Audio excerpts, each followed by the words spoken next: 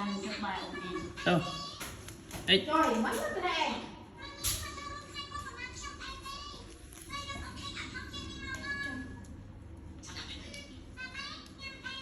Thôi mà nhỉ. Có mơ.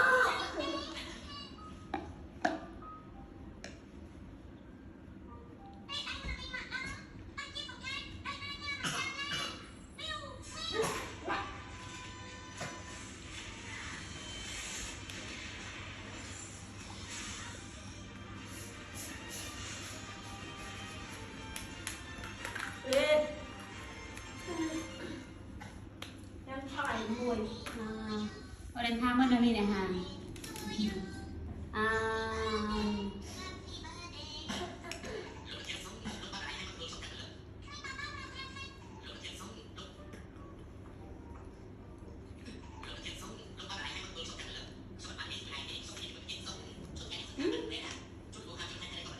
lớn à anh chim nổ nổ chú mò đi chú đã biết chú mò đã biết nhiều đã bí nhiều đã mượn đã mò trôi mun nè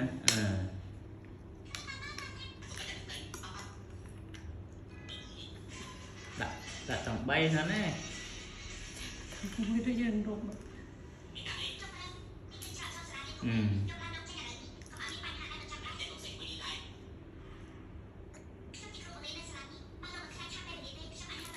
nổ chưa vậy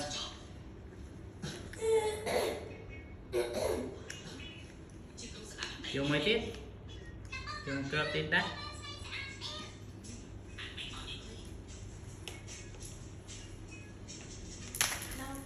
nổ chưa ăn liền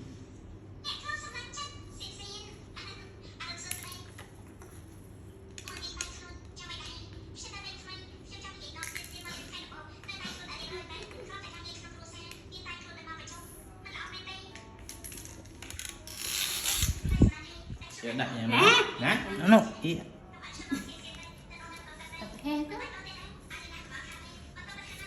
cái đại nhà nó này này mà để đi đại mà lực lực này để ra chốt chốt chốt chốt chốt chốtนี่đại chị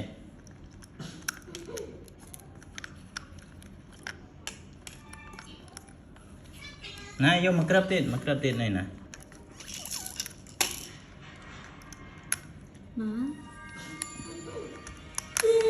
đấy chốt chốt chốt chốt chốt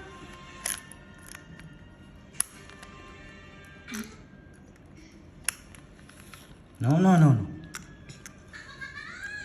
cho mới đi thôi con mơ sân còn tùng tân cũng đơm còn nam mà cướp tiền này nè nó nè đi chô là ngon mốt chốt nè đây trộn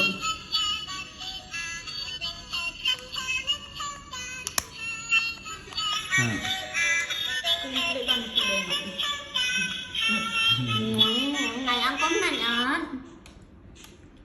ngày ớt con no chưa ăn tiền bạch